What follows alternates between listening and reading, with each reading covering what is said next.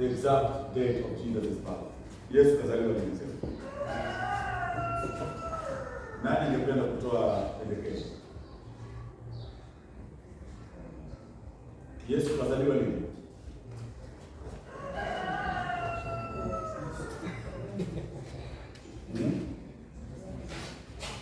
Yesu kazaliwa lini? 00. So ni 00 BC au 00 AD?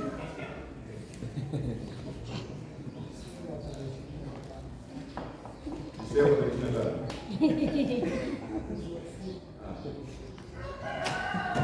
Now, maybe ili tueleze. I'm quite okay to get into Acts tomorrow. So let's deal with this matter, because I think it's important that you understand it. Kwanza tuelewe haya masuala ya BC na AD yametokea wapi. Right? Alafu tuseme Yesu kazaliwa mwaka gani, kama ni BC au ni AD. Alafu tueleze kwa nini tunaamini kazaliwa mwaka huu. Kwanza kabisa, jinsi ambavyo watu wanahesabu kalenda inaashiria kabisa umuhimu wa Kristo kama mhusika mkuu wa historia. Maana historia nzima mpaka tarehe inahesabiwa kwa misingi ya jina la. Kalenda yetu ya leo imegawanya mara mbili. Upande mmoja BC ambao ni kwa kifupi before Christ. Kwa upande wa pili AD.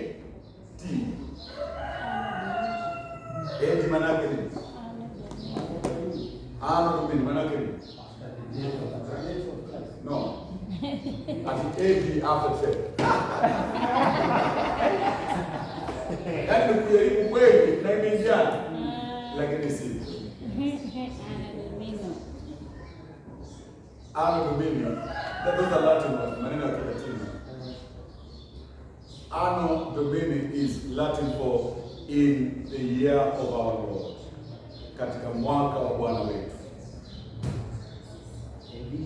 Anno Domini. Anno, from where we get the word annual, year. Domini, from where we get the word dominion, Lord, Master. Anno Domini, the year of our Lord, the year of the Lord. Yes. Yes.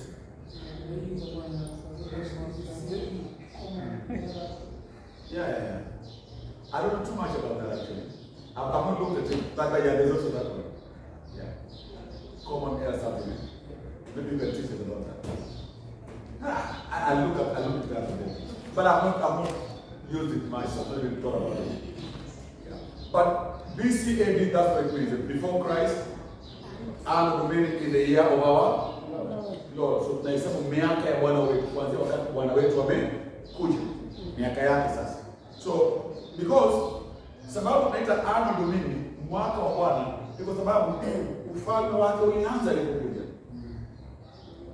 Sasa mwaka wa kwanza wa ufalme wake, mwaka wa pili wa ufalme wake, mwaka wa tatu. Leo tuko katika mwaka wa 2023 ya ufalme wake. He's been reigning here as king for that long. Yeah. So AD BC maana yake tuanzie hapa. Ile hesabu ya BC AD imekuja vipi? Mpaka ikawa vipi? Sasa kuna bwana mmoja alikuwa ni monk.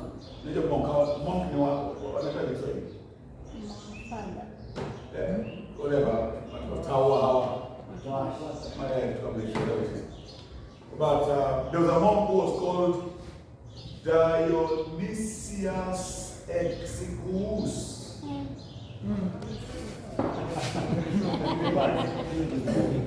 Tough name. Yes, excuse. Dionysius. Dionysius is a fairly common Greek name.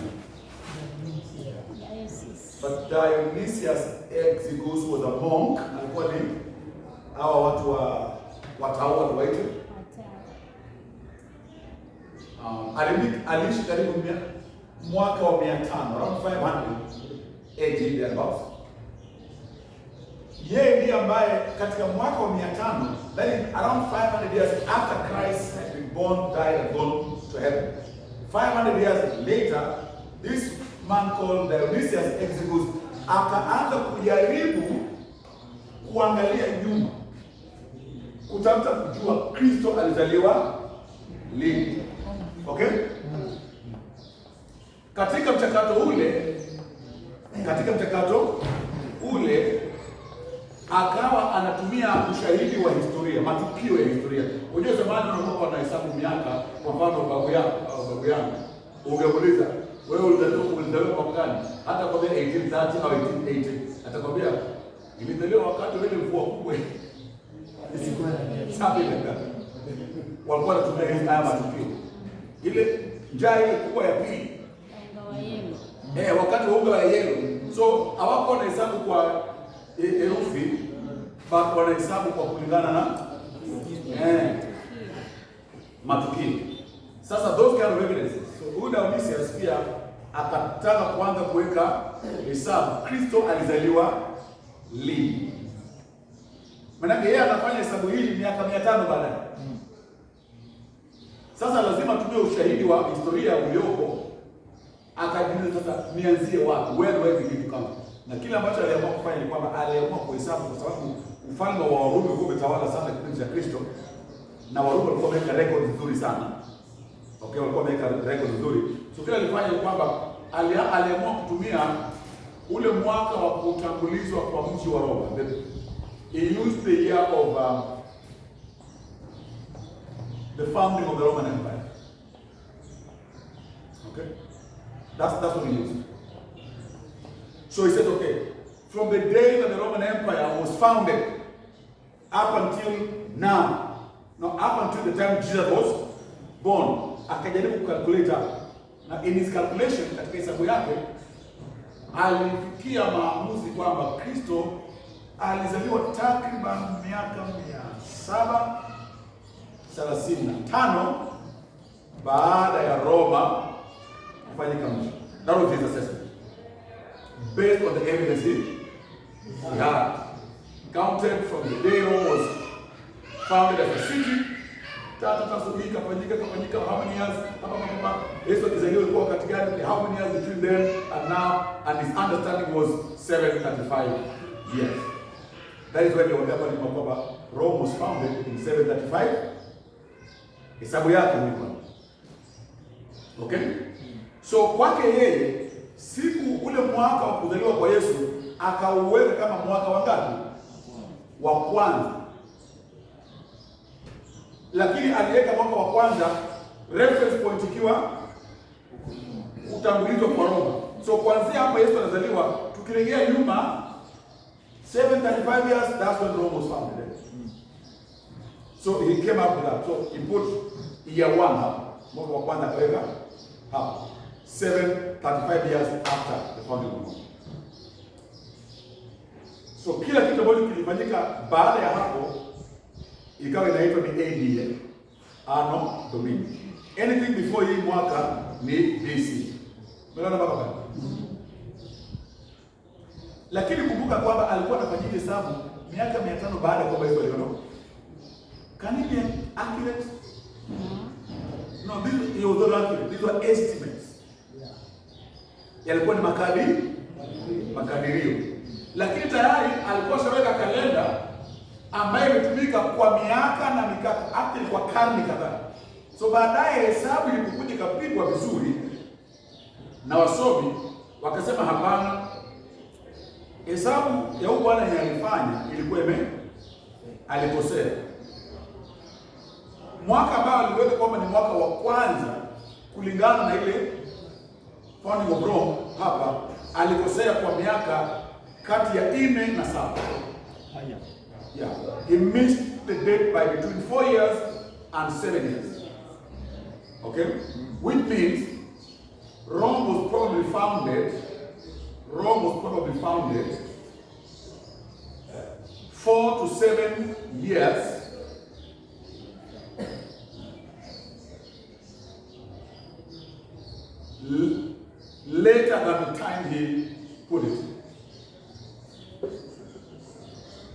Okay?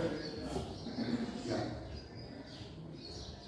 Which means then that alikosea kuweka kuzaliwa kwa Yesu katika mwaka wa kwanza kwa mujibu wa ile kalenda. Alifaa kuweka hii mwaka wa kwanza nyuma kwa miaka aidha 4 au 7. Lakini kwa sababu hiyo kalenda ilikuwa inatumika kwa karne kadhaa, ishazoeleka dunia nzima, watu wanasema kwamba hapana haja kudisrupt hii kalenda. Let's tuiweke hapa. Lakini kwa sababu tunajua alikosea kwa karibu miaka 4 au 7, hii tarehe ya kuzaliwa kwa Yesu ndio tuisongeze nyuma sasa, ili iwiane na yale ambayo tunafikiri ni sawa. That is how comes we are saying that Christ was born in 4 BC. You understand? Some people think he was born in 7 BC, because that's the difference between 4 and 7. But 4 BC is, I think, what many people agree. 4 BC. The question is, if Christ was born 4 BC, and BC means before Christ, how could Christ be born 4 years before Christ? This is how. Yeah, whatever. This is the 4 BC. BC manake ni kabla ya Kristo. Angezaliwaje miaka 400 kabla hajazaliwa? Alikuwa kaanzia mwanzo. Maelezo ni kama nilivyosema. Dionysius alikosea kwenye kalenda yake, akaweka kuzaliwa kwa Kristo as number 1 based on the Roman founding. Ilipoonekana kwamba alikosea kwa takriban miaka 4, lakini watu hawataki kucancel hii kalenda. You understand? They want to continue using this calendar.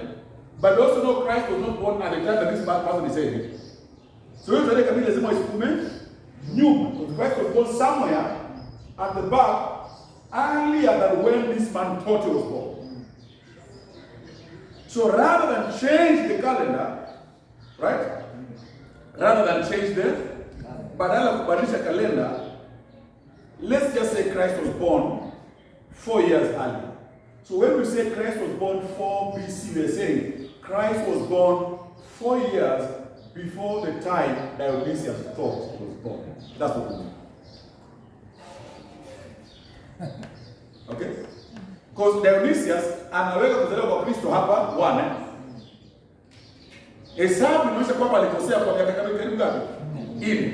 Sasa unachagua mbili, aidha tuvunjile mbali hii kalenda ianze huko, sio? Au tuache kalenda iendelee, lakini tukiongea kuhusu kuzaliwa kwa Yesu, tusiendelee kujidanganya kwamba alizaliwa hichi kipindi ambacho jamaa anafikiria. Yeah? Tuseme tu kwamba Yesu alizaliwa miaka 4 kabla ya ile tarehe Dionysius alifikiria. Alifikiria ni hapa, kumbe ni miaka 4 that's how that BC comes. Okay? So it does not mean that Jesus was born 4 years before he was born. No, it doesn't mean that. But it simply means that Jesus was born 4 years before the time Dionysius thought he was born. So we have kept the calendar, but we have corrected the time of Jesus. Does it make sense? Inaeleweka? Wewe ndio mwenye swali, does it make sense? I don't understand.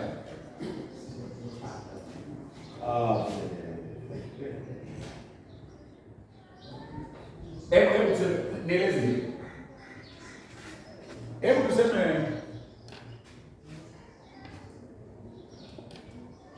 babangu mimi kwenye kalenda, kwenye ID yake imeandikwa kwamba alizaliwa 1940. Malengo yangu sawa. Ndio inasema. Lakini actual birth yake tuseme kwa mfano ilikuwa ni 35. Kwa mfano. Sawa? Tunachagua mara mbili.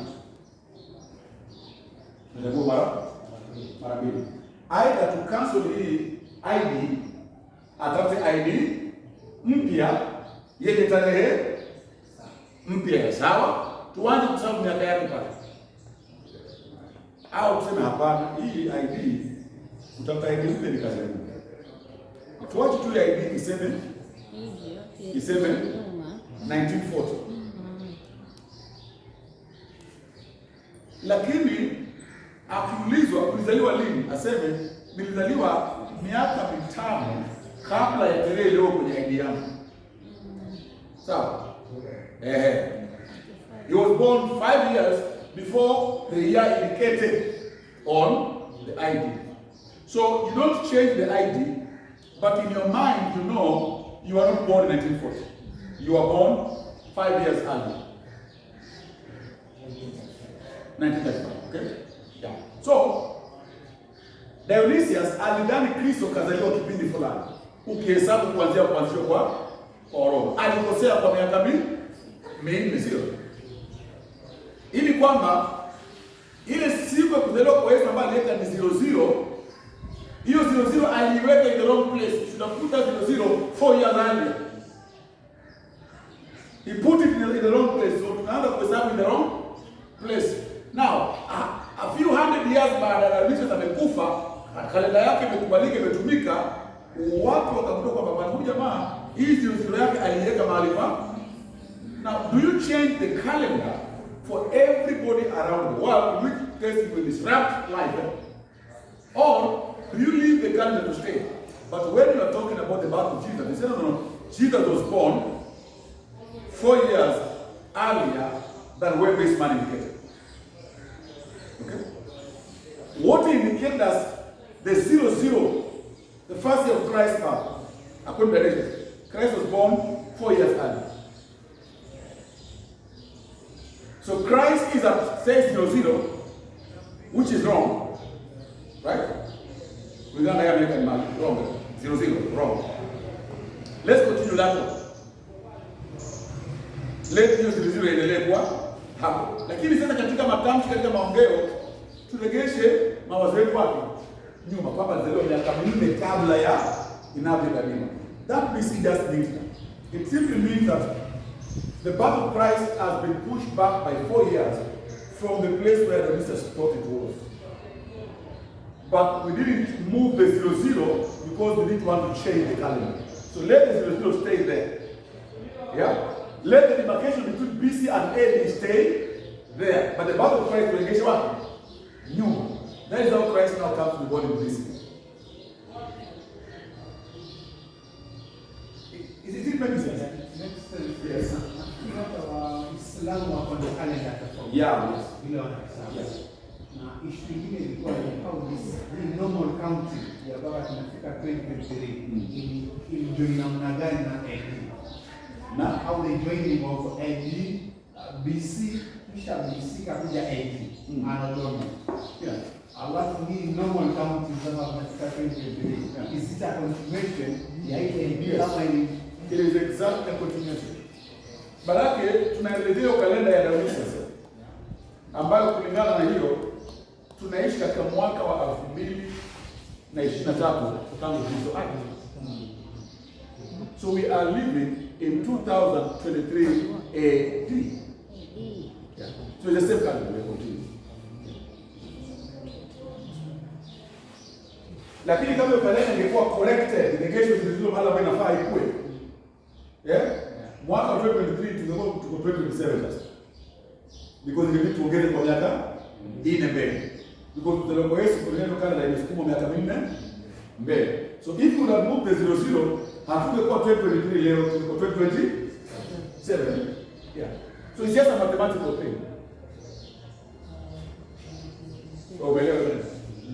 Au bado na Naelewa. Kwa hiyo wewe ukielewa utajua kila mtu anaelewa. Umeelewa? Mama hatakubali kama si kweli. Maana yake anajua akikubali na si kweli watoto wataumia, sio? Mama sema umeelewa? Naelewa. Unafikiri wao wameelewa? Okay. Silence. Yeah. Does it make sense? You hear something like this? Does it? Yes. swali kwamba if the normal counting for 2023 Yes. normal age, Yeah. life ya Jesus alikufa mwaka gani katika if the normal counting ilianzia hapo? Yeah. Now, tukija kuongea kuhusu kifo cha Yesu na kesho tutaangalia kisa Mungu. If Christ was born in 4 BC, 4 BC, he died at the age of about 33. That would put his death at somewhere about 29 AD. Because 4 BC to 29 AD, that's about 33 years. But it may be 33 and a half years. Yeah. And since these are estimates, by the way, no, listen, hakuna ajuai exact dates or even year, because that counting is just impossible.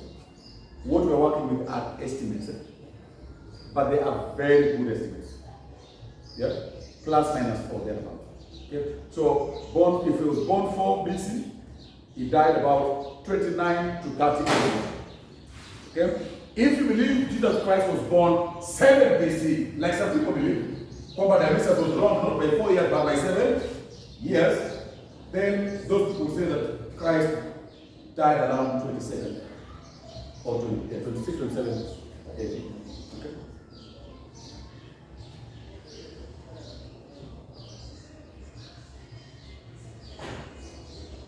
So we now have got the exact, we have got the 25th of December. Yeah. And then now, if dates are estimates, the date Christians believe and we even celebrate Christ's birth. Let me stop you. I don't celebrate Christmas because I believe Jesus was born on the 25th. I know for sure he was not born on the 25th. That I can tell you. Okay? Now listen, all the evidence I've looked at and I've seen, I'm fairly convinced that it's highly unlikely that he was born on the 25th of December. Highly unlikely. Okay? Yeah. The evidence for that is, there's quite a bit that we can look at, but it's very unlikely that he was born on the 25th of December. Okay? So please, we don't know. Do we know the exact day and month? I don't think we can determine that. So, people are estimating. Yes. Do you as a church on that day gather? Sometimes we do, yes. Sometimes. Sometimes. Why sometimes we not every. Listen. Unajua nauliza lakini. Mbona tukutane anauliza kama sisi tukutana kwa Christmas 25th. Nikamwambia saa zingine tukutane. Anasema mbona saa zingine tukutane kwa Christmas? The correct question ilikuwa ni kwamba kama imani yako inakwambia tarehe 25 na uongo, kwa nini wewe endelee kukusanya watu kwa mislead? That's another way of asking it. Okay? Now I'm not misleading it, because when we gather like that, I normally tell people, I don't think Christ was born on this day. I tell you. When we gather, well, I'm going to talk about that. I tell them, labda kitu kimoja ni hiki. Sababu gani ya kufanya hiyo siku ya Christmas? Naja hapo niko naye. Masuala mawili hapo na itawasaidia wachungaji. Mimi siamini kwamba Kristo alizaliwa before December. That's one.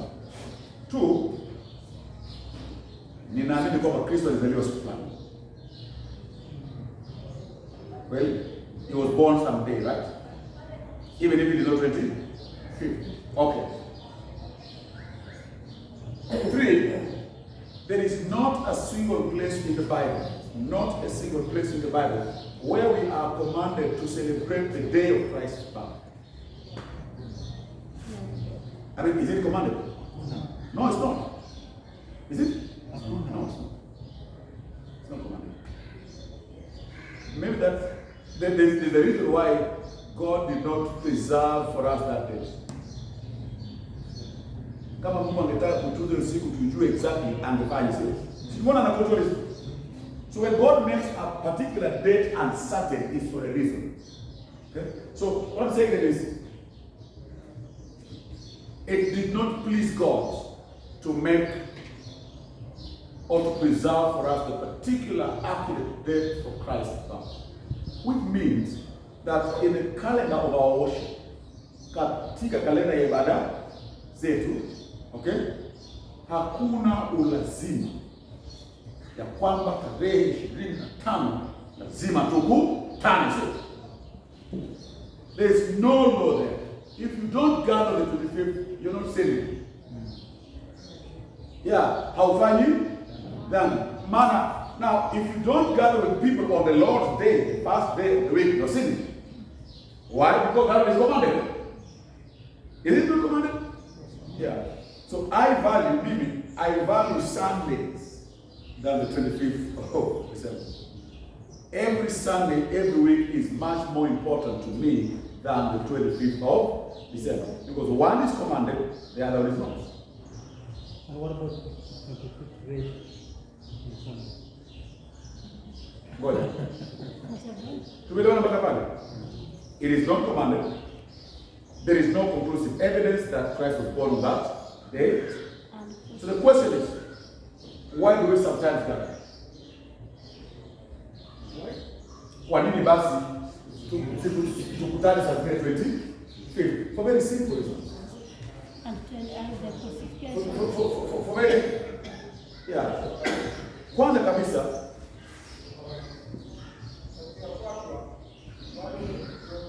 hatujaamriwa tukutane hiyo siku, lakini pia hatujakatazwa tusikutane. There is no passage which says, thou shalt not meet on the 25th. Is there a passage? No. So hatujaambiwa tukutane hiyo siku, pia hatujaambiwa tusiku. So usipokutana hiyo siku haufanyi dhambi. Maana yake hajaambiwa. Ukikutana siku pia haufanyi dhambi, maana haijakaa. Okay? Now, so having said that, I'll add something else. Sababu ambayo nafanya wakati naweza na wakati hali zinaruhusu, najaribu tukutane kipindi hicho, ni kwa sababu ni nafasi nzuri. Ni nafasi nzuri. Kwa mfano, kama mko na seminar au kama mnataka kufanya seminar ya wadada ya vijana ya nini, bla bla bla, Monday mpaka Friday watu wanafanya kazi, alafu kuna kamoile kanakuja hapa. Wewe watu haendi kazi. Sisi kuzuri leo kutumia. Yeah, maana watu ambao hujawapana siku zingine leo utawa. Na it's wise, ni hekima kutafuta siku ambayo watu hawaendi kazi, siku ya holiday, kufanya mkutano wa. So that is a useful day. Okay? To use for an occasion to worship. That is one. Two, P. And this is much more important. Ulimwengu mzima umeshajiweka kwenye condition ambayo sasa hii 25th ikifika, everybody is thinking about Jesus. Hata mlevi kwa bar anagoya lema hii wenda ya Christmas hii ya Yesu kuzaliwa. Yeah?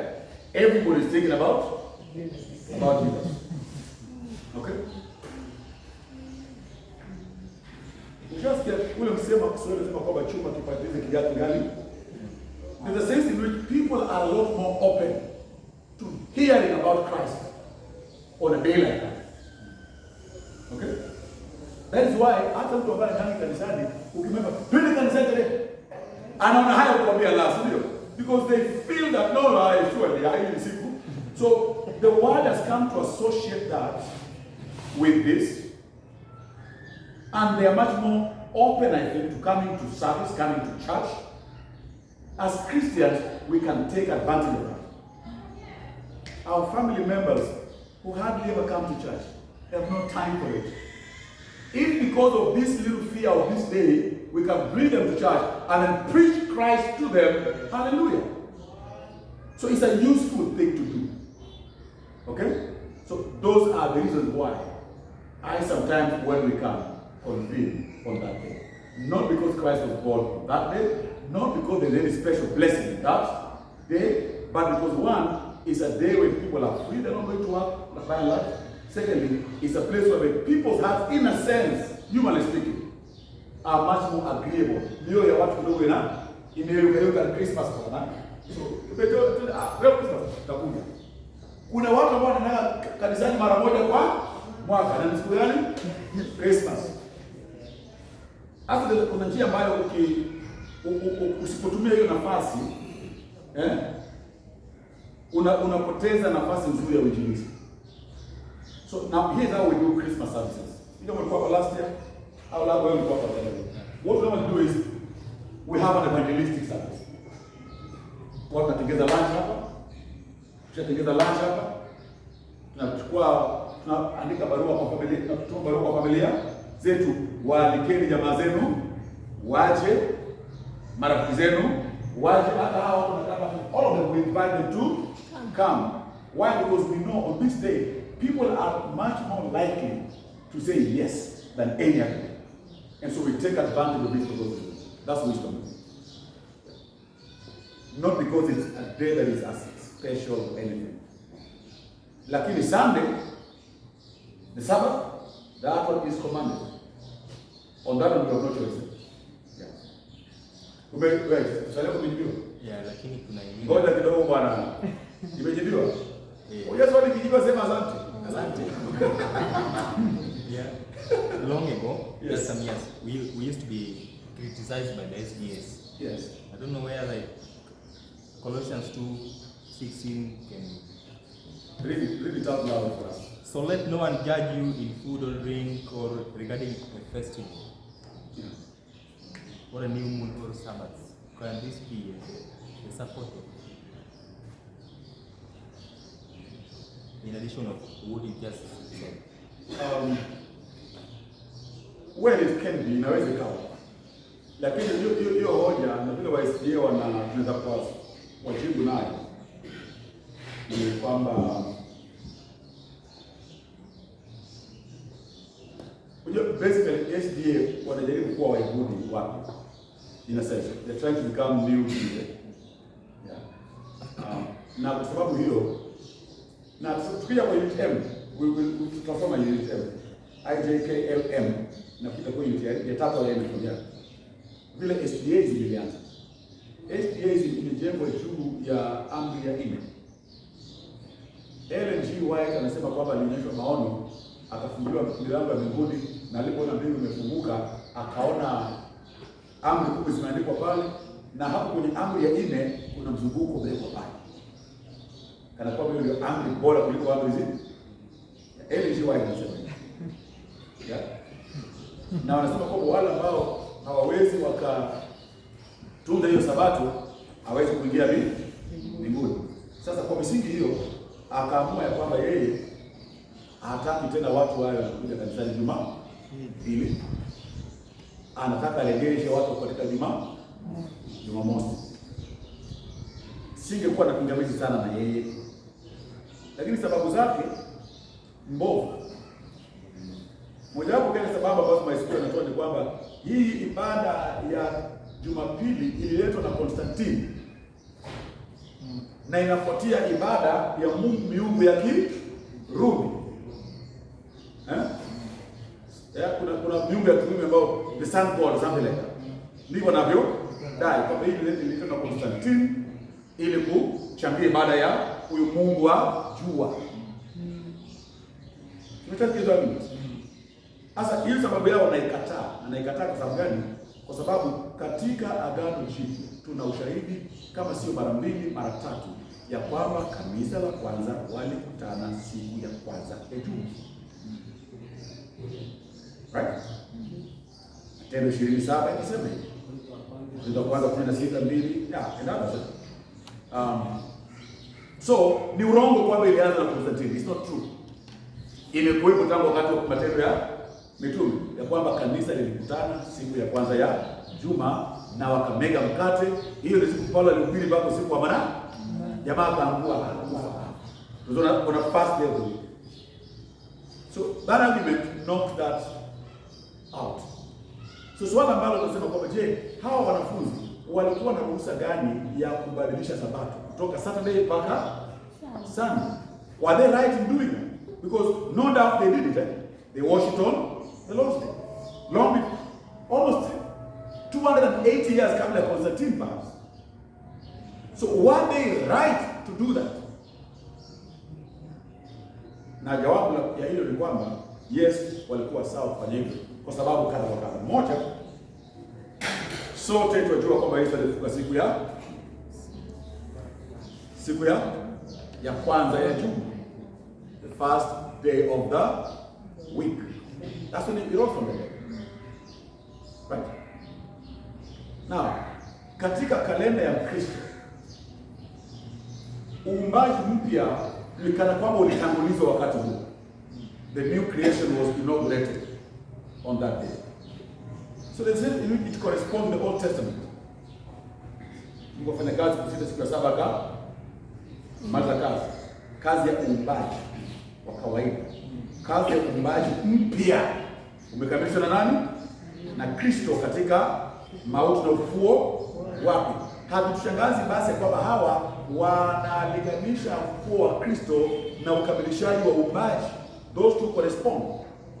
So wana sababu nzuri sana kwa nini. Okay? Yeah. Na sababu hiyo pamoja na zingine inaonyesha wazi kwamba walikuwa sawa. They were very much in order. Okay? So that argument by SDS is not true. Okay? It's not true. Yeah.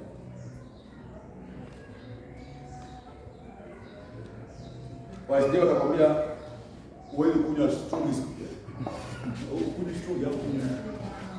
Nyama pia hizo kukula siku fulani. They just Jews. They are modern day Jews basically.